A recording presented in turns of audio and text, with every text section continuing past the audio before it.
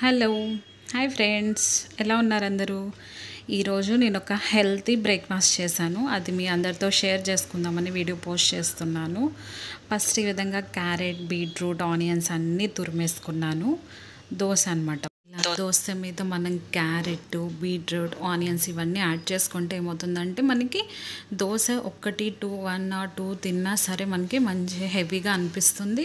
And హెల్త్కి health కూడా. విడిగా క్యారెట్ ఇట్లా తురిమి, బీట్రూట్ తురిమి మనం తినాలంటే ఎలాగో తినలేం కాబట్టి దాన్ని ఇలా యాడ్ చేసి పిల్లలకి ఇస్తే వాళ్ళకి మంచి హెల్తీ ఫుడ్ కూడా అందించినట్టు అవుతుంది ఒకేసారి. అందుకని ఫస్ట్ క్యారెట్ని నేను గ్రేట్ చేసేసుకున్నాను.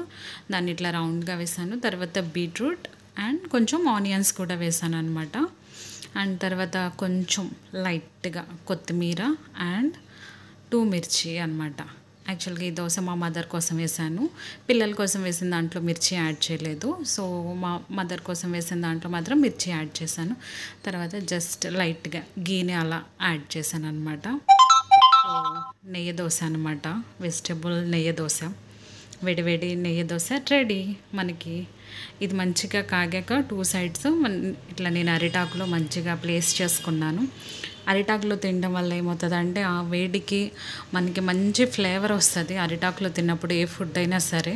అండ్ అరిటాకులో తింటే చాలా హెల్తీ అని కూడా అంటారు కదా. సో అందుకని నేను ఇలా కొబ్బరి చట్నీతో వెజిటబుల్ హెల్తీ దోశని యాడ్ చేసుకున్నాను అనమాట. తర్వాత ఒక చిన్న దోశ ఇట్లా వేసాను పిల్లల కోసం. ఇదే షేపు మీరే చెప్పాలి.